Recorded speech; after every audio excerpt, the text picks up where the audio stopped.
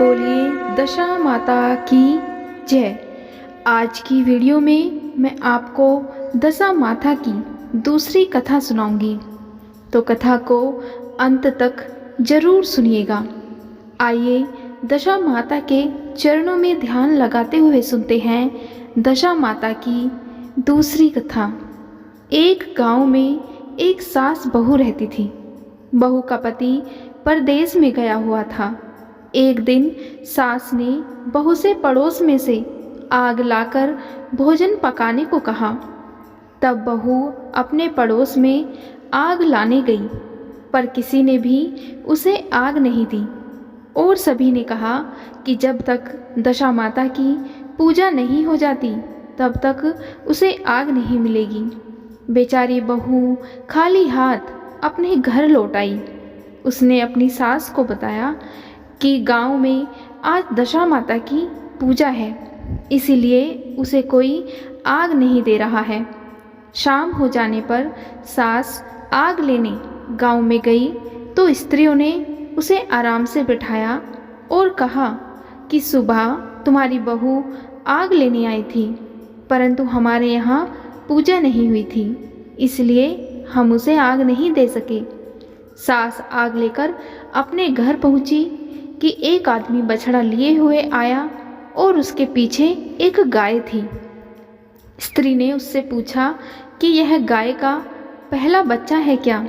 आदमी ने उत्तर दिया, हाँ। उसने फिर पूछा कि बछड़ा है या बछिया? उसने जवाब दिया कि बछड़ा है। सास ने घर जाकर अपनी बहू से कहा कि आओ हम दोनों भी दशा माता का डोरा लें और व्रत करें। दोनों सास बहुओं ने भी दशा माता का डोरा लिया। सवेरे से व्रत आरंभ किया। 9 व्रत पूरे हो जाने पर 10वें दिन डोरे की पूजा की। सास बहू दोनों ने मिलकर गोल गोल 10-10 अर्थात कुल 20 फेरे बनाए। 21वां बड़ा फेरा गाय को दिया। पूजन समाप्त होने पर सास बहू दोनों पारण करने के लिए बैठ गई। उसी समय बुढ़िया के बेटे ने परदेश से लौटकर दरवाजे पर आवाज़ लगाई। आवाज़ सुनकर माँ ने मन में सोचा कि क्या हुआ, थोड़ी देर बेटा दरवाजे पर ही खड़ा रहेगा तो मैं पारण करने के बाद दरवाज़ा खोलूँगी। इधर बहू ने आवाज़ सुनी तो उसे रुकने का साहस नहीं हुआ। अपनी थाली का अन्न इधर उधर करके झट से पानी पीकर वह उठ खड़ी हुई और उसने जाकर दरवाज़ा खोल दिया। पति ने उससे पूछा कि अम्मा कहाँ हैं? बहू ने उत्तर दिया कि वह तो अभी पारण कर रही हैं। तब पति बोला, मैं तुम्हारे हाथ का जल भी नहीं पीऊँगा, क्योंकि मैं 12 बरस के बाद घर आया हूँ। इतने दिनों ने जाने तुम किस प्रकार रही होगी। अम्मा आएंगी, वह जल लाएंगी, तब मैं वो जल पीऊँगा।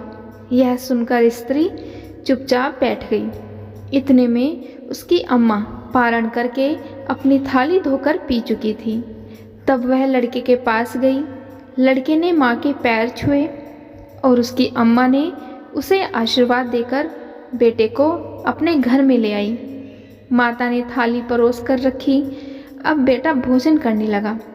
उसने हाथ में पहला ग्रास ही लिया था कि फेरे के वो टुकड़े जो बहू ने अपनी थाली में फेंक दिए थे अपने आप बेटे के सामने आने लगे।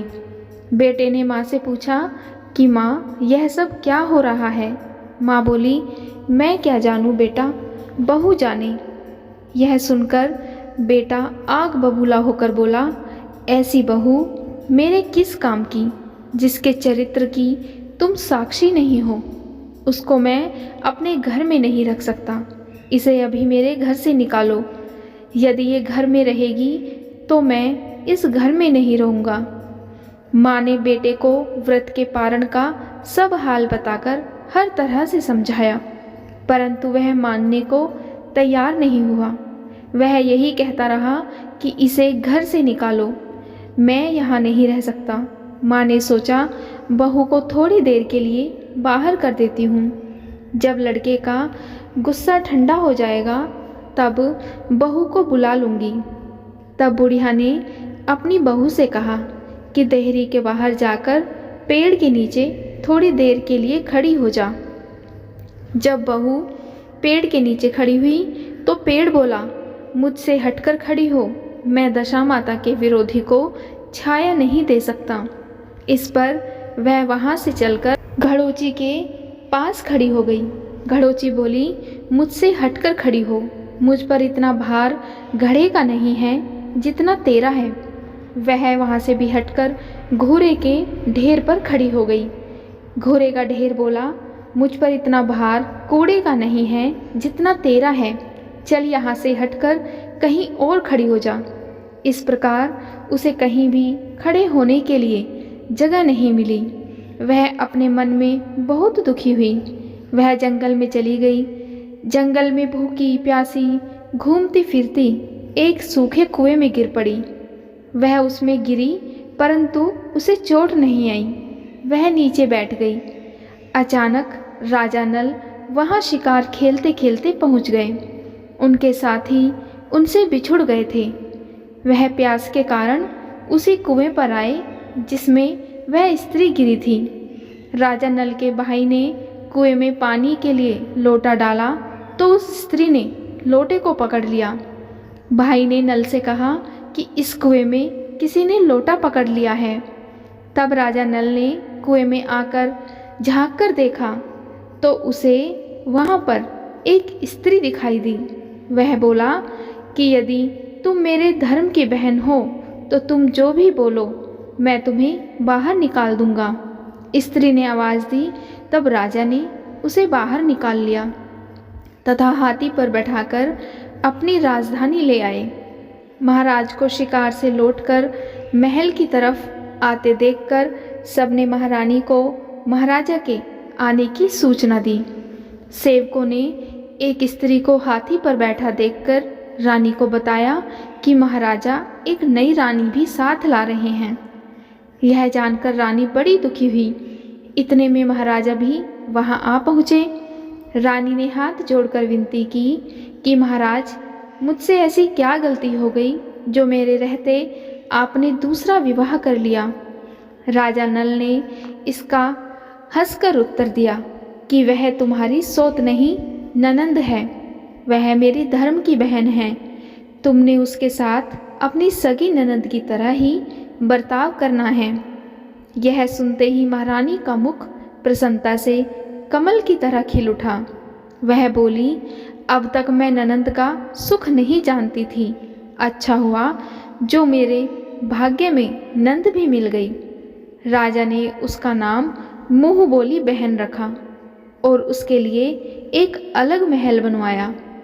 उसके दिन अब सुखपूर्वक बीतने लगे। एक दिन राजा की घोड़ी का बच्चा हुआ तो राजमहल की स्त्रियां बधाई गीत गाने लगीं। मुँह बोली बहन ने अपनी दासियों से कहा कि बाहर जाकर पता करो कि किस बात की बधाई गाई जा रही है। दासियों ने उसे बताया कि महाराजा की घोड़ी ने अच्छी घड़ी में एक उत्तम बछड़े को जन्म दिया है, उसकी बधाई गाई जा रही है। तब मुँह बोली बहन ने पूछा कि क्या घोड़ी ने पहली बार जन्म दिया है। दासियों ने उत्तर दिया, हाँ। तब मुँह बोली बहन ने महारानी के पास जाकर कहा कि आओ भाभी रानी, अब हम और तुम दोनों दशा माता का डोरा लें। रानी ने पूछा कि ये डोरा क्या चीज़ है, मुझे समझाओ। तब वह बोली कि दशा माता के व्रत का यह नियम है कि पहले पहल जब गाय या घोड़ी या स्त्री के प्रसव की खबर सुने तब डोरा लेकर व्रत आरंभ करते हैं। 9 व्रत करने के बाद 10वें दिन डोरे का पूजन करके उसे विसर्जित करते हैं। इसी के साथ उसके पारण का नियम भी बताया। तब महारानी बोली कि तुम्हारा व्रत तुमको फले। मैं पूड़ी और दूध की खीर खाने वाली रानी महारानी भला वनफरा गोले की पपड़ी खाकर कैसे रह सकती हूँ। ऐसा कहना खाए मेरा दुश्मन। वह बोली, भाभी मुझे जो चाहे कह लो, परंतु इस व्रत के संबंध में कुछ मत कहो। मैं इसी व्रत के उल्लंघन के कारण मारी मारी फिरती आपके देश में आ गई हूँ। तब महारानी ने उदासीनता के साथ कहा कि मुझे क्या पड़ी है, तुम्हें जो अच्छा लगे तुम वह करो, मैं मना तो नहीं कर रही। तब मुँह बोली बहन ने श्रद्धापूर्वक दशा माता का डोरा लिया। 9 दिन तक उसने व्रत किया। फिर 10वें दिन विधिवत पूजन किया, गोला फरा बनाए और संध्या को पारण करने बैठी। उसी समय उसके पति को अचानक कुछ प्रेरणा सी हुई और वह अपनी माता से आज्ञा लेकर अपनी पत्नी को ढूंढने चल दिया। घूमता फिरता वह राजा नल की राजधानी में पहुंच गया और अपनी पत्नी का पता लगाने लगा। उसने एक कुएं पर कुछ औरतों को बातें करते देखा। वह कह रही थी कि राजा की मुँह भोली बहन बहुत ही सुंदर स्त्री है, आजकल उसी का किया हुआ सब कुछ होता है। दूसरी स्त्री बोली, वह सुंदर होने के साथ साथ धर्मात्मा भी है। जब से आई है तब से उसने सदा व्रत खोल रखा है। उसके दरवाजे से कोई भी व्यक्ति खाली हाथ नहीं लौटता। तीसरी स्त्री बोली, वह जैसी धर्मात्मा है वैसी सदाचारिणी भी है। चौथी स्त्री बोली, वह सदाचारिणी और सर्वप्रिया भी है, सारी प्रजा उससे खुश है। पांचवी स्त्री बोली, यह सब तो सही है, परंतु अब तक यह पता नहीं चला कि वह कौन है और कहाँ की रहने वाली है। उन औरतों की बात सुनकर वह साधु के वेश में राजा नल की मुँह बोली बहन के महल के द्वार पर जा पहुँचा। वहाँ उसने भिक्षा के लिए आवाज़ लगाई तो द्वारपाल उसे भिक्षा देने लगा। उसने द्वारपाल के हाथों से भिक्षा लेने से मना कर दिया और बोला, भिक्षा देने वाली स्वामिनी के हाथ से ही वह भिक्षा ग्रहण करेगा, नहीं तो वह वापस जा रहा है। तब द्वारपाल ने उससे कहा, इस समय वह दशा माता का व्रत का पारण कर रही है, पारण समाप्त होने के बाद ही वह तुमको भिक्षा दे सकती है, तब तक तुम इंतजार करो। वह चुपचाप बैठकर इंतजार करने लगा। पारण कर लेने के बाद वह मुट्ठी भर मोती लेकर आई, परंतु सामने अपने पति को पल्ला फैलाए देखकर वह मुस्कुराती हुई लौट गई। दोनों ने एक दूसरे को पहचान लिया था। महारानी ने मुँह बोली ननंद को मुस्कुराते देखकर कहा कि जब से तुम आई हो आज तक मैंने तुम्हें कभी मुस्कुराते हुए नहीं देखा। आज इस साधु को देखकर तुम्हारे मुस्कुराने का क्या कारण है? तब मुँह बोली बहन ने उत्तर दिया कि वह साधु हमारे घर का है। रानी ने पूछा, तब वह ऐसे क्यों आया है? उसने कहा कि वह अभी मेरा पता लगाने आया है। महारानी ने राजा नल से कहा, तुम्हारी मुँह बोली बहन के घर के लोग आए हैं। राजा ने कहा, उनसे कह दो कि अभी यहाँ से घर जाकर वहाँ से हमारी हैसियत से आए, तब मैं अपनी बहन की विदाई करूँगा। राजा नल की मुँह बोली बहन का पति घर जाकर अपनी माँ से बोला, तुम्हारी बहू राजा नल के यहाँ उसकी बहन बनकर रह रही है। वह रोज़ सदा व्रत करती है और नियम धर्म से दिन बिताती है। तब उसकी माता ने उसे आज्ञा दी कि बहू को ले आओ। वह डोली, पीनस, गाजे बाजे, कहार आदि के साथ यथाचित सज धज कर राजा नल की राजधानी को चल दिया। राजा ने उसका यथोचित आदर सत्कार किया और कुछ दिन मेहमानी में रखकर विधि पूर्वक अपनी बहन को विदा किया। जब वह महल के बाहर निकलने लगी तो महल भी उसके पीछे पीछे चलने लगा।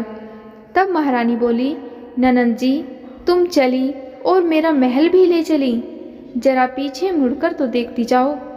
जो ही उसने मुड़कर पीछे की ओर देखा तो राजा का संपूर्ण राजसी वैभव अचानक लुप्त हो गया।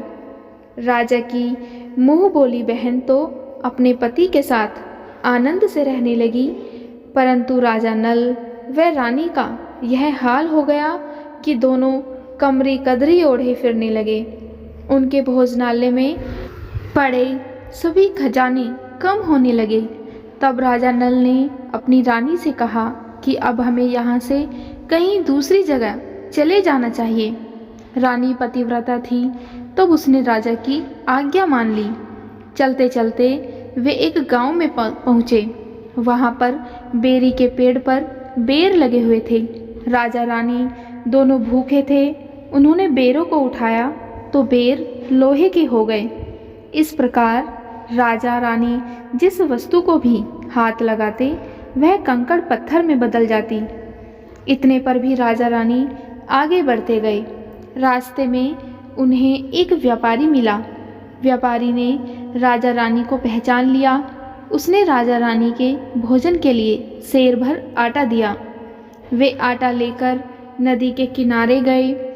वे और भोजन बनाने लगे और राजा नल स्नान करने चले गए। उस नदी में मछुआरे मछलियाँ पकड़ रहे थे। मछेरों ने राजा को 4 मछलियाँ दी। तब रानी ने मछलियाँ भूनकर रोटियाँ बना ली। राजा नल भोजन करने बैठे तो रोटियाँ ईंट में परिवर्तित हो गई और मछलियाँ उछलकर नदी में चली गई। वहाँ से चलकर राजा रानी अपनी मुँह बोली बहन के यहाँ गए। बहन को जब पता चला कि भाई भाभी आए हैं तो उसने सेवकों से पूछा कि कैसे आए हैं। सेवकों ने कहा कि भिखारियों के हाल में आए हैं। यह सुनकर उसे बड़ी लज्जा हुई। उसने राजा रानी को एक कुम्हार के घर ठहरा दिया। शाम को थाल सजाकर बहन स्वयं भाभी से मिलने कुम्हार के घर गई। उसने भाभी के सामने थाल रखा तो भाभी ने कहा कि इस थाल में जो कुछ भी है उसे कुम्हार के चक्के के नीचे रख दो और चली जाओ। ननंद थाल का सारा सामान चक्के के नीचे रखकर चली गई। इस प्रकार राजा रानी जहाँ भी जाते उनके सारे कार्य बिगड़ते चले जाते। इसी तरह उनका समय व्यतीत होता गया। तब कुछ समय के बाद रानी ने दशा माता का डोरा लिया और उसका व्रत किया। तब उनके सभी काम बनने लगे। इस प्रकार राजा रानी अपने महल में आए। रानी ने तुरंत दशा माता की पूजा का प्रबंध किया। उसने उस पूजा में नगर की सब सौभाग्यवती स्त्रियों को बुलाया। भगवती के भोग के लिए सब प्रकार के पकवान बनाए गए। आटे की 10 बातियाँ, 10 शक्कर की गुजिया और 10-10 अठवाइयाँ सुहागिनों के आंचल में डाली। सुहागिनों का श्रृंगार करके दशा माता की पूजा आरंभ हुई। कलश स्थापना करके दीपक को जलाया गया, परंतु उसकी बत्ती जली नहीं। इस पर पंडितों ने कहा कि कोई न्योता पाने वाला न्योतने को तो नहीं रह गया। स्मरण किया जाने पर उसके आने पर दीपक जल जाएगा। रानी ने सोच विचार कर बताया कि ननंद न्योतने से रह गई है। तब पंडितों ने कहा कि उसे फौरन बुलाओ। राजा ने अपना दुरतगामी रथ भेजकर अपनी मुँह बोली बहन को बुलवाया और उसके आते ही कलश का माणिक दीपक प्रज्वलित हो गया। बड़ी धूमधाम से पूजा की गई और अंत में सुहागिनों को भोजन कराकर विदा किया गया। उसी समय राजा ने राज्य में आज्ञा जारी की कि मेरी प्रजा के लोग दशा माता का व्रत किया करें। भगवती माँ ने जिस प्रकार राजा नल के दिन फेरे उसी प्रकार सबके दिन फेरे। बोलिए दशा माता की जय।